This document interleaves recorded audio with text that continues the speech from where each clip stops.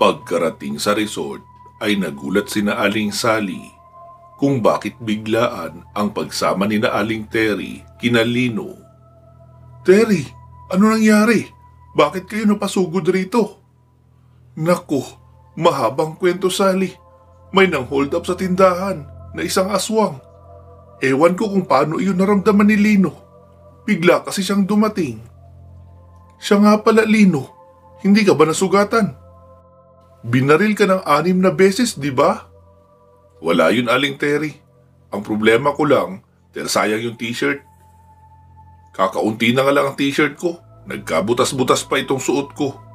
Pero maliban roon ay wala naman pong problema. Hindi naman ako tinablan noon. Salamat sa Diyos at ayos ka lang. May pag-aalalang wika pa ni Aling Terry.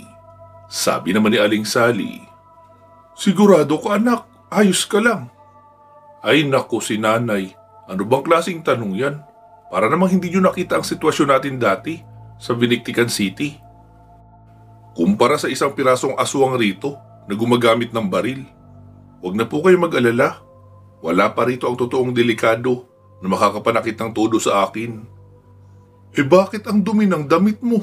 Para kang galing naglupasay sa lupa. Parang gano'n na nga po. Nakipaglaro muna kasi ako kaunti sa aswang na iyon para makapag-ehersisyo din. Kaya madumi ang damit ko at pantalon. Sige po, aakyat na ako. Kailangan ko na magbihis. Ano? Magbibihis ka lang? Maligo ka kaya, no? Oo, sige po, tama.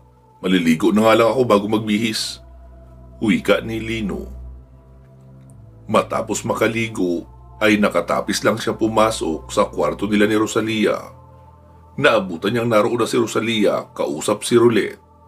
Sabi ni Lino, anong meron? Bakit sobrang abala niyo naman yata? Si Rosalia naman ang sumagot, oo mahal, kasi yung sunod natin na target ay medyo malayo sa kabihas na ng kuta. Para itong pinuno ng mga rebelding aswang eh. Ayon kasi sa nakalap na impormasyon ni Roulette, isa ngang rebelde itong si Reganor. Naroon sila sa kabundukan ng San Agustin. Base sa movement na nakikita namin, ay mahigit 10 sila. Pero mamayang gabi na namin iyon mako-confirm. Dahil gagamitan na raw ni Roulette ng thermal scanning ang lugar para mabilang ng tama kung ilan silang lahat na naroon. Sabi naman ni Lino, wala naman tayong pakialam kung ilan pa sila roon. Ang kailangan lang nating malaman kung ano ang mga pangmalakasan nilang sandata o kakayahan na maaaring maipanlaban sa atin. Sabi naman ni Roulette, okay, ito ang basic na alam ko sa kanila.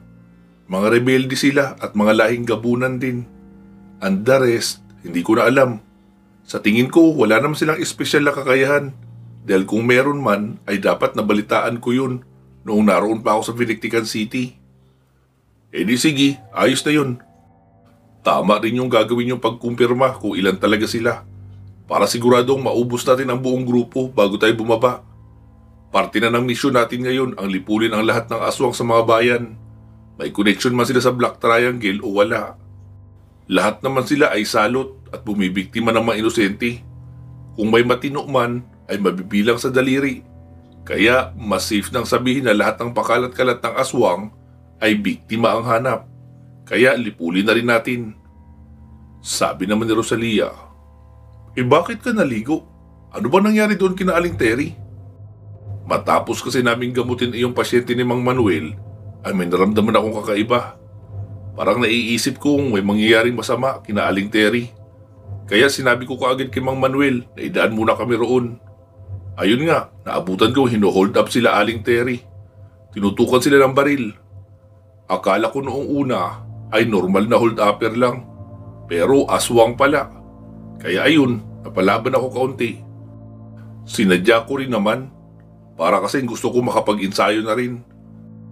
Kaya hinayaan ko lang muna na lumaban yun. Masyadong ako minaliit ng loko eh. Hindi niya nararamdaman ang totoong aura ko. Kaya puro pagmamalaki sa sarili ang ginagawa. At syempre, dahil nilalaro-laro ko nga, kaya napuno ako ng alikabok sa pagpapagulong-gulong ko sa lupa.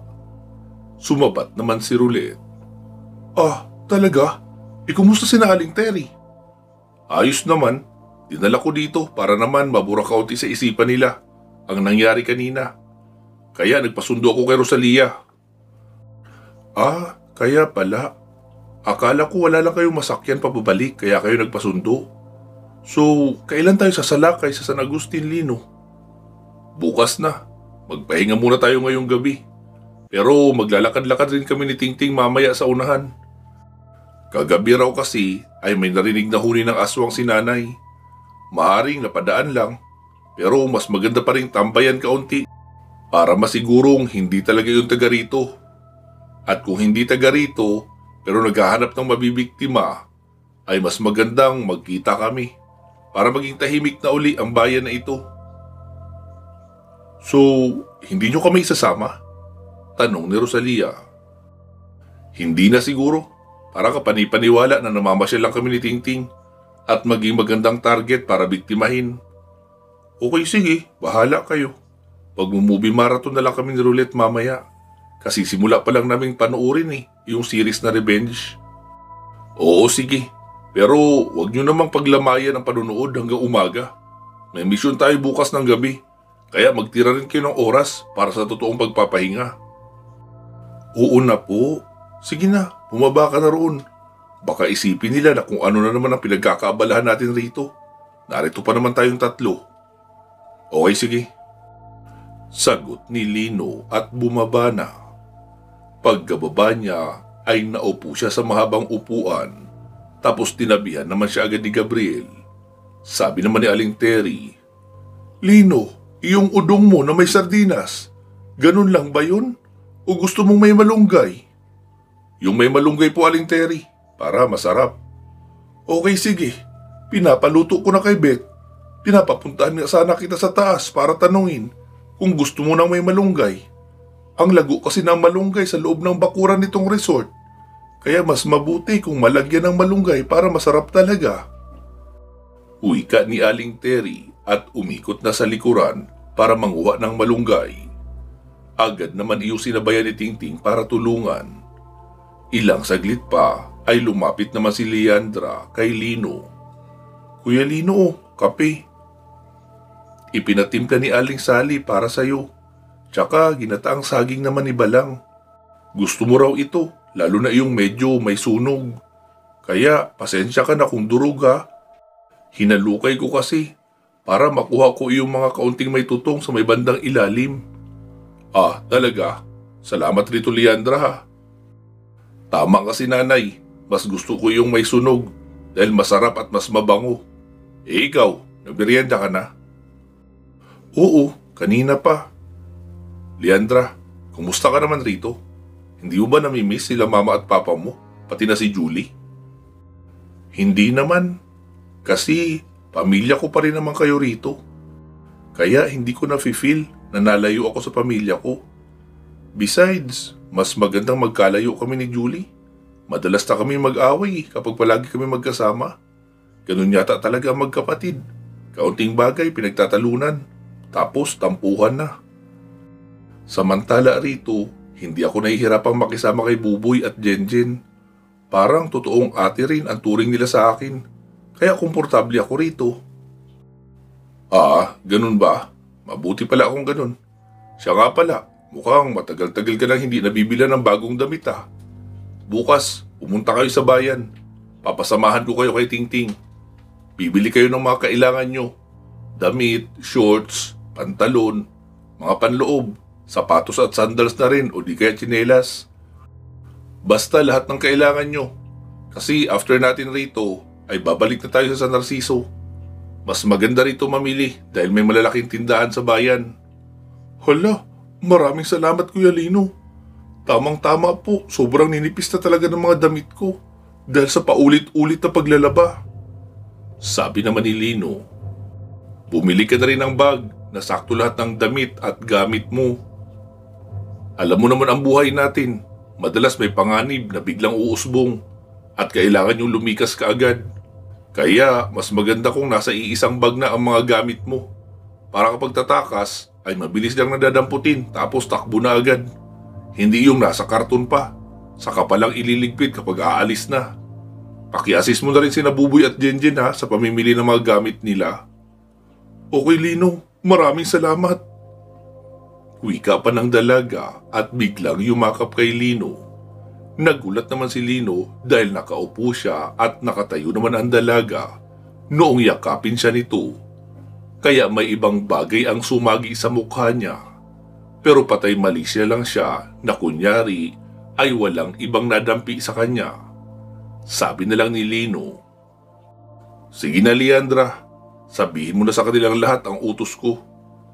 Na bukas mamimili ng mga gamit.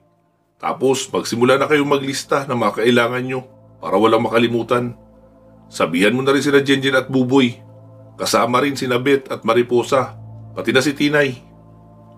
Tila naluluha naman sa saya na umalis si Leandra sa harapan ni Lino at pinuntahan ang mga kapatid ni Lino na naroon nakatambay sa may tabing dagat. Sabi naman ni Aling Sally, "Anak, ano yung narinig ko na sinabi mo kay Leandra?" "Sinabi ko po Nay na maglista ng mga kailangan dahil bukas mamimili kayong lahat sa bayan ng mga kailangan nyo na pang personal na gamit, mga damit at kung ano-ano pa. Sumama na rin po kayo Nay ha, para mabilhan nyo rin si Tatay. Tsaka Nay, magsibili na rin kayo ng tag-iisang traveling bag na katamtaman lang ang laki. Para kapag kailangan lumisan ng mabilisan ay makakaalis tayo na may dalang damit dahil nakahanda na yun palagi." "Oo sige anak, may ginataang saging ka ba dyan?" "Opo Nay, meron. Eto tsaka kape, dala ni Leandra." "Okay sige, aakyat lang ako saglit sa itaas." Wika ni Aling Sally at iniwan na si Lino. Lumapit naman si Mariposa at tumabi kay Gabriel. Sabi ni Lino, "Mariposa, bukas magkakasama kayong lahat na pupunta sa bayan ha. Bibili kayo ng mga damit at kung ano-ano pang mga personal na kailangan. Bumili ka na rin ng mga damit at sapatos ni Gabriel." "Ganun ba? Nakakaya naman Lino kung dadagdag pa ako sa gastusin mo." "Ayan ka na naman, feeling ibang tao. Parte ka na ng pamilya ko, kaya huwag ka mag-iisip ng ganyan. Bumili ka ng maraming damit mo ha, tsaka mga panloob. Kasama rin naman si Beth, pati siya bibilhan din." "Okay sige, maraming salamat Lino." Wika pa ni Mariposa. Matapos makapagmerienda ay naglakad-lakad si Lino sa tabing dagat kasama si Gabriel. Sumunod naman sa kanila si Tingting.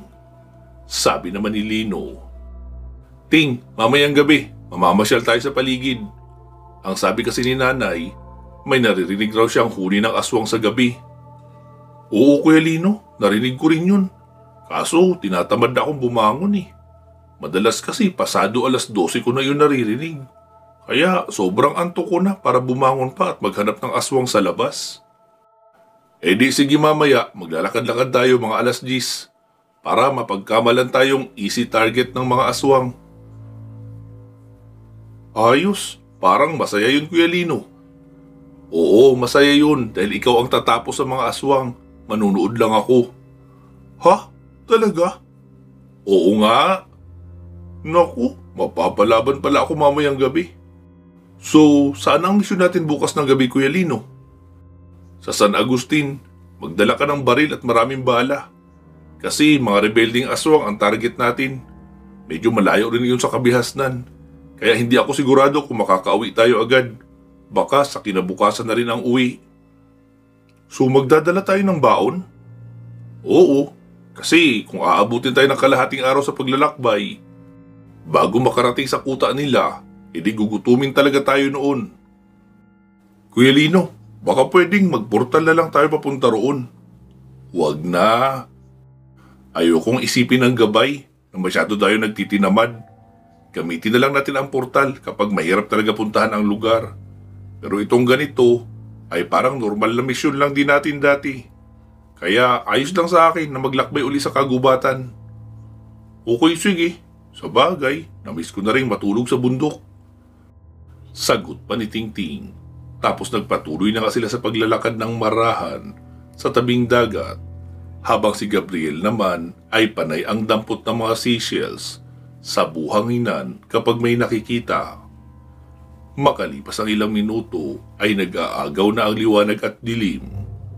Kaya nagpasya na sila na maglakad papabalik ng resort bago pa abutan ng pagdilim.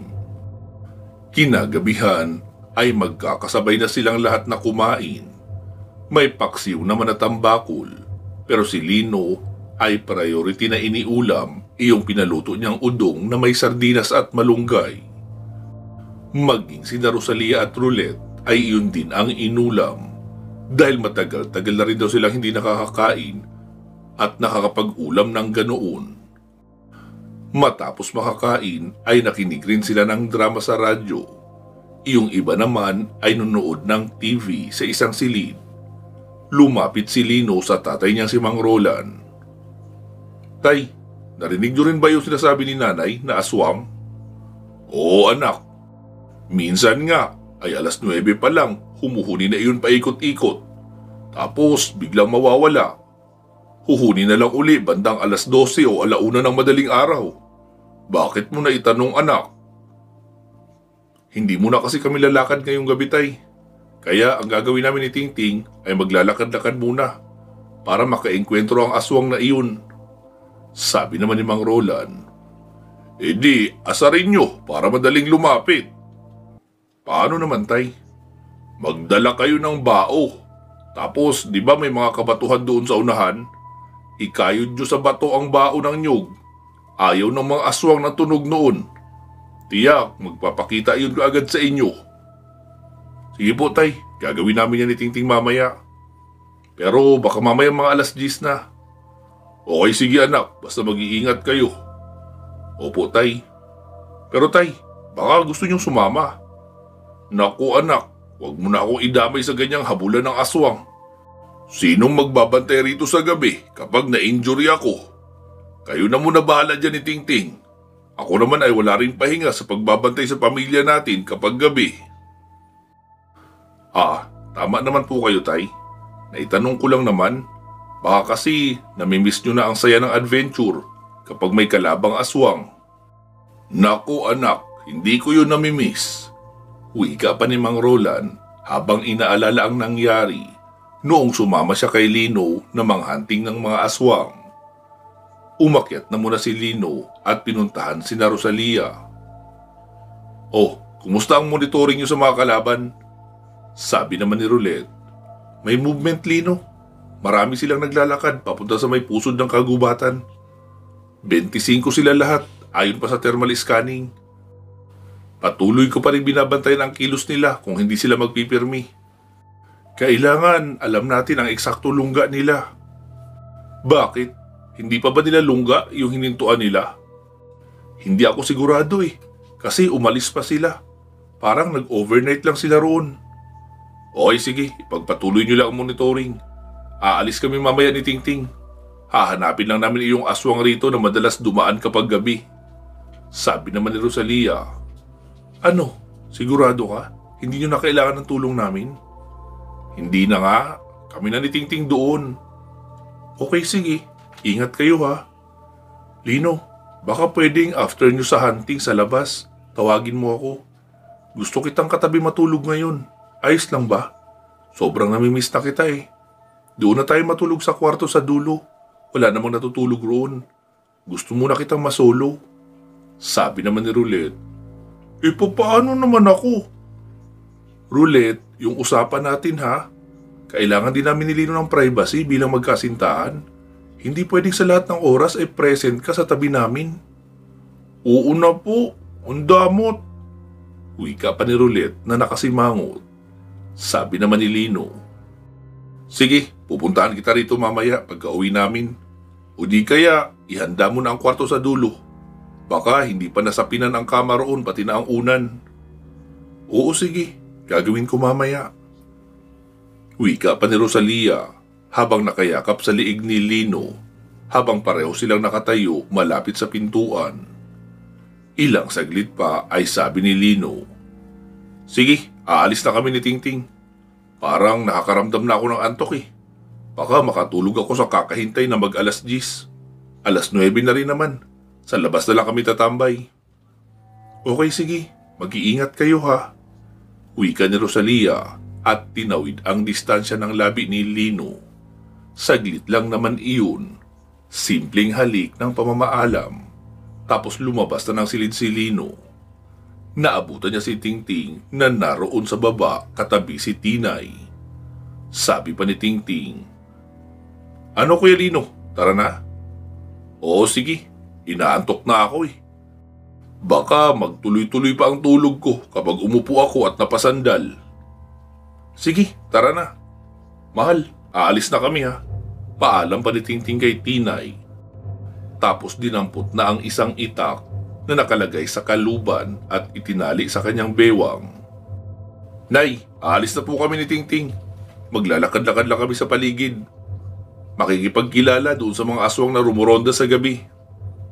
"Okay sige anak, mag-iingat kayo." "Opo Nay." Lumabas na nga sina Lino at Tingting. Doon sila lumabas sa may gate sa may harapan ng dalampasigan at nagsimulang maglakad. "Kuya Lino, anong gagawin mo dyan sa dala mong baon ng nyug?" "Ikikis-kis raw ito sa bato sabi ni tatay, para maasar sa atin ang mga aswang at magpakita agad." "Wow, ayos yun. Gagalitin talaga natin ang mga aswang. Tapos malakas na uri pala no? E di patay ako." "Ano ka ba Tingting? Wala ka bang tiwala sa sarili mo? Tsaka nandito naman ako nakabantay rin sa'yo. Para namang papayag akong masaktan ka no?" Kahit na, mabubugbog pa rin naman. Laging ako nabubugbog eh." "Isipin mo na lang na parang workout mo lang yun. Ako nga nagpabugbog rin kaninang hapon doon sa hold-upper na aswang di ba? Pampapawis din iyon at pamparevolusyon ng dugo." "Hay nako Kuya Lino, minsan talaga, hindi ko rin maintindihan ang mga trip mo eh." Makalipas ang 15 minuto ng paglalakad, ay naroon na sila sa may bahagi na malayo sa kabahayan, pero marami ang malalaking bato. Sabi ni Lino, "Dito na tayo tumambay, iidlip lang muna ako ha. Ikaw na bahala magmanman sa paligid. Tapos kapag alas 10 na at wala pa rin nagparamdam, edi magpatunog na tayo noong bao." "Okay sige Kuya Lino, mukhang kulang ka pa nga sa pahinga Inaantok ka pa rin." "Oo nga Ting, bala ko sanang matulog ng maaga ngayon. Kaso may aswang din pala rito. Kaya gusto kong unahin na muna para panatag ang loob ko kahit nasa malayo tayo." "Okay sige, umidlip ka na dyan, ako na ang bahala. Sana pala nagdala tayo ng radyo no, para meron tayong libangan habang naghihintay." Wika pa ni Tingting at sumandal na lang sa isang malaking bato, habang si Lino ay naka-flat talaga ng higa sa ibabaw ng isang malaking bato. Mahigit 1 oras na rin ang nakalipas magmula noong tumambay sila roon, pero wala pa rin silang napapansing kakaiba. Narinig ni Tingting na humihilik na si Lino. "Ala siya, sineryoso na ang tulog. Akala ko ba idlip lang? Bakit kanina ka pa humihilik ng malakas dyan?" Wika pa ni Tingting, kahit alam niyang wala namang sasagot sa kanya dahil mahimbing na ang tulog ni Lino. Nagsimula na rin siyang antukin at napapaidlip na rin. Tapos kapag magigising ay ililibot niya ang tingin sa paligid, wala pa rin kakaiba. Hanggang sa nakatulog na rin nga si Tingting. 1 oras muli ang nakalipas. Nagulat na lang si Tingting noong maramdaman niyang may umaalog sa kanya. "Tingting! Tingting! Gising! Akala ko ba ikaw ang magmamanman sa mga aswang? Bakit parang mas masarap pa ang tulog mo sa tulog ko?" Sabi naman ni Tingting. "Ha? Nakatulog pala ako. Hindi ko na malayan Kaya nga nakaupo lang ako dahil wala akong balak na matulog. Napagod na rin yata ako sa kakahintay. Bakit ka nagising Kuya Lino?" "May nararamdaman kasi akong aswang sa paligid, kaya humanda ka na." Ilang saglit pa ay naririnig na nila ang huni ng mga aswang sa itaas na padaan-daan. Sabi naman ni Lino, "Mukhang hindi ito nag-iisa Tinga. Akala ko isa lang." "Oo nga Kuya Lino, sa tingin ko 3 sila. Umaaring 2 lang. Nililito lang nila ang pandinig natin sa pamamagitan ng paghuni sa iba't ibang direksyon para isipin nating marami sila." Sabi naman ni Lino, "Di ayos pala, mas marami kang ensayo ngayon." Wika pa noon, sabay dampot noong bao at sinimulang ikiskis iyon sa bato. Doon na mas lalong bumangis ang huni ng mga aswang na umaaligid sa paligid. Nang biglang nagdilim ang bahagi sa unahan at gumagapang ang pagdilim papunta sa kanilang direksyon, agad dumapa si Lino pero si Tingting ay nakatayo pa rin at hinahanap ang aswang. Agad naman siyang hinila ni Lino papaupo. "Ano ba, Ting? Mamaya mo na hanapin. Sasaklot na ang isa. Baka masabitan ka sa mukha." Pagkaupo nga lang ni Tingting ay naramdaman niya ang paghangin sa itaas ng ulo niya. Sabi naman ni Tingting, "Hindi ba pwedeng seryosuhin mo na sila, Kuya Lino? Gamitan mo na agad ng pangmalakasan." "Ayan ka na naman, Tingting. Nakapagpahinga ka lang ng matagal. Parang ayaw mo na ng mahirap na trabaho. Sige na, huwag ka na magreklamo." Paano ako lalaban, Kuya Lino? Hindi ko nga sila nakikita." Sabi naman ni Lino, "Sige, susungkit tayo ng isa."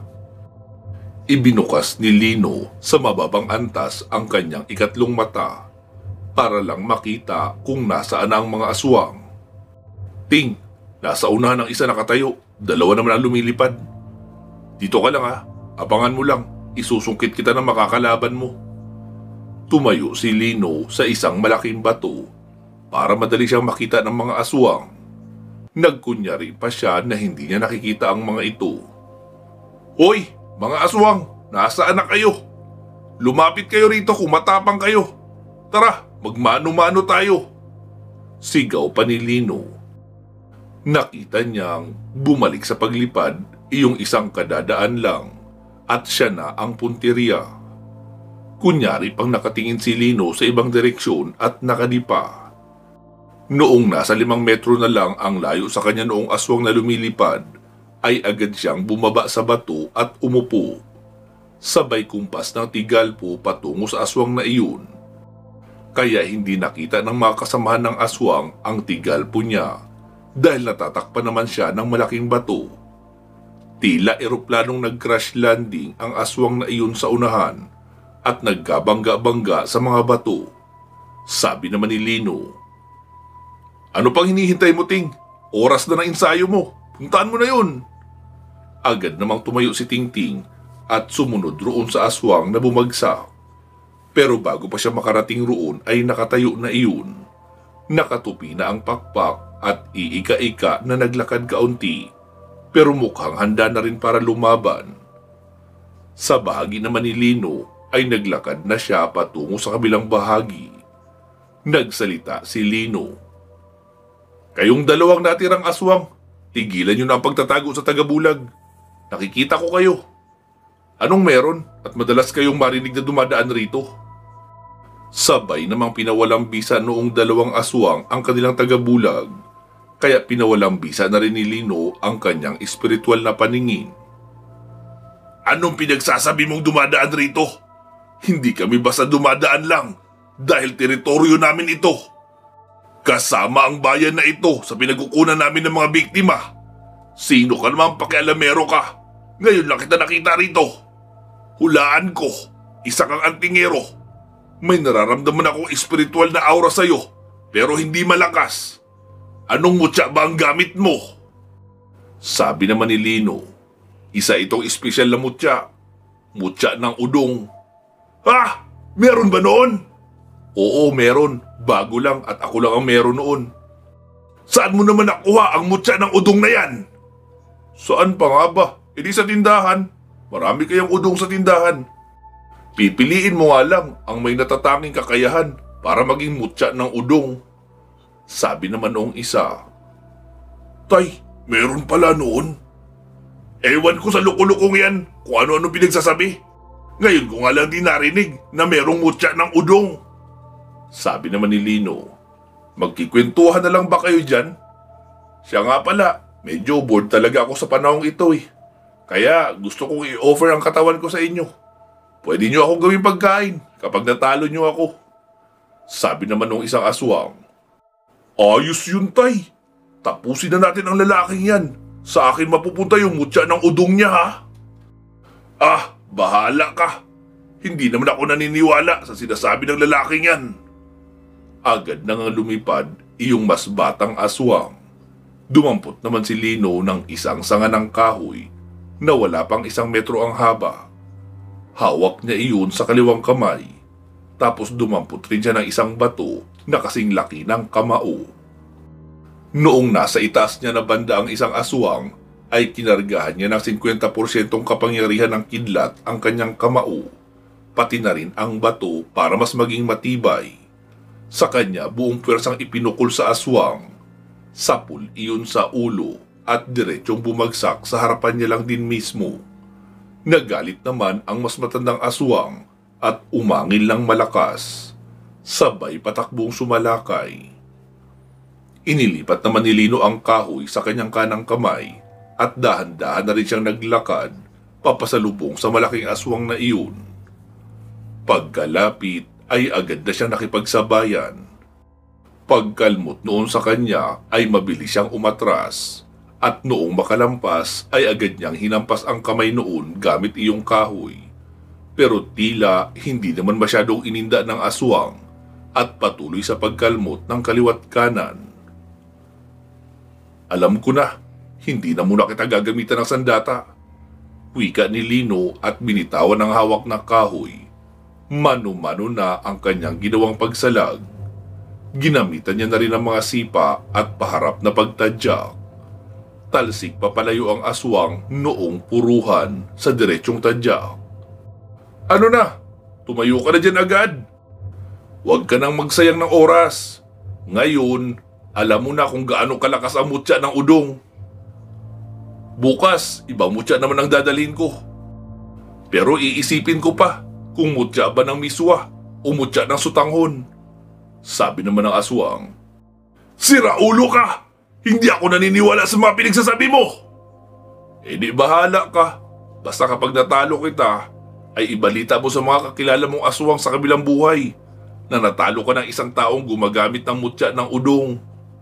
Wika ni Lino at muling sumalakay sa aswang hanggang sa mahawakan niya ito sa braso at sa tagiliran ng katawan. Binuhat niya iyon at ibinalibag sa malayo. Sa kanya iyon muling nilapitan, pero mabilis noong inihampas ang pakpak.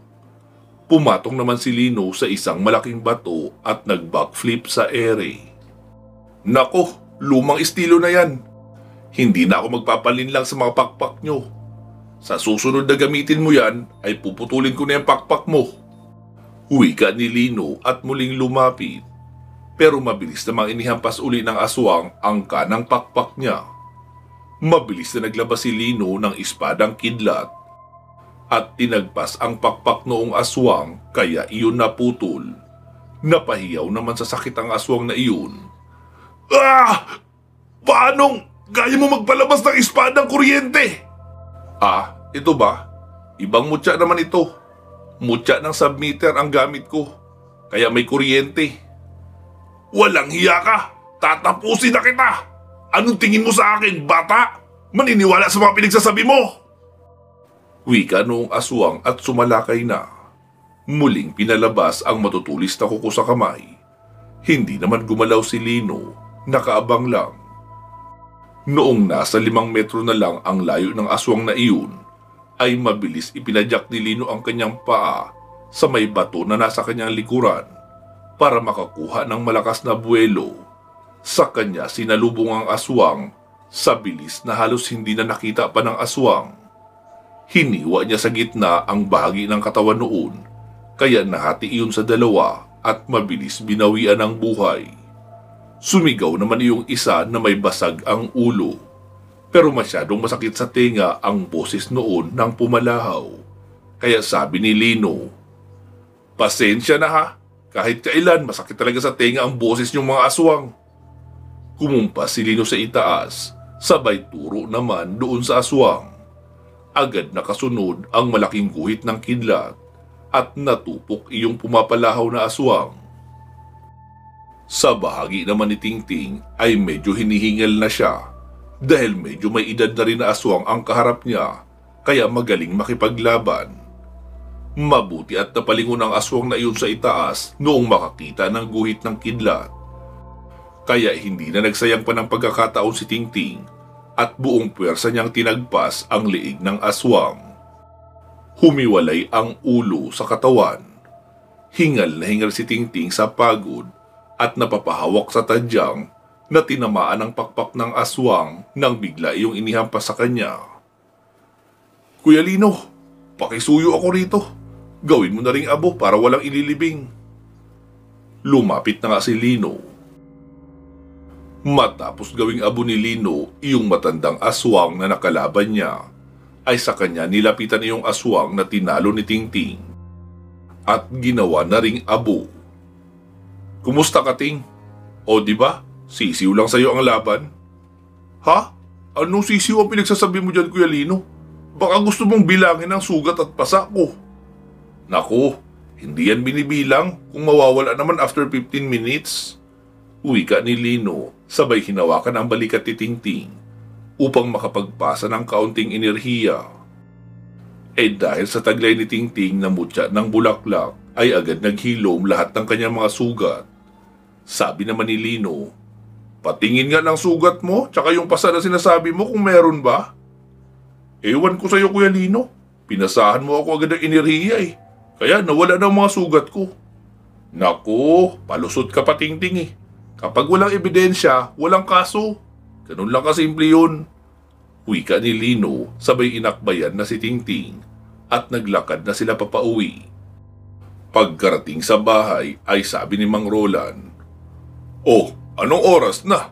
2:00 na oh. Akala ko ba aasarin niyo ang aswang para lumapit ka agad?"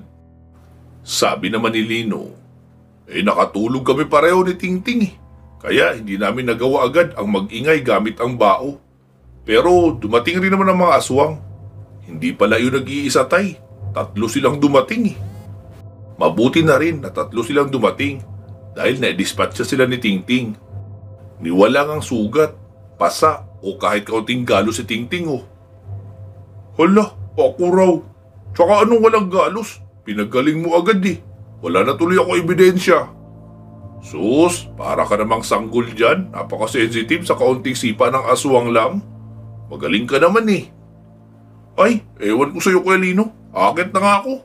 Maliligo muna ako bago matulog. Oo, ako rin. Maliligo ako pero mauna ka na. Sagot pa ni Lino.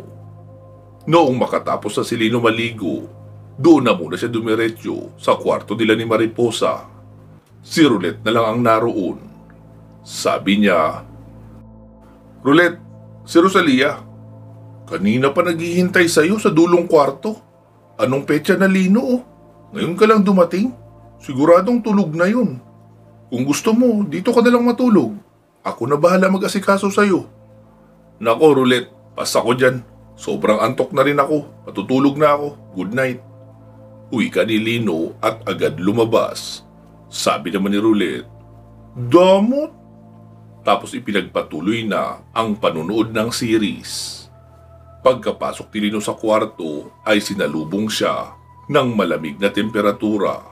Gawa ng nakaon ang aircon. Lumapit muna siya sa aircon at hininaan iyon. Saka siya tumabi kay Rosalia. Niyakap niya iyon pero mahimbing na talaga ang tulog. Kaya natulog na lang din siya. Pansamantala po muna natin puputulin dito itong ating kwento. Magsama-sama tayong muli sa part 319. Mag-iingat po kayo palagi at hanggang sa muli.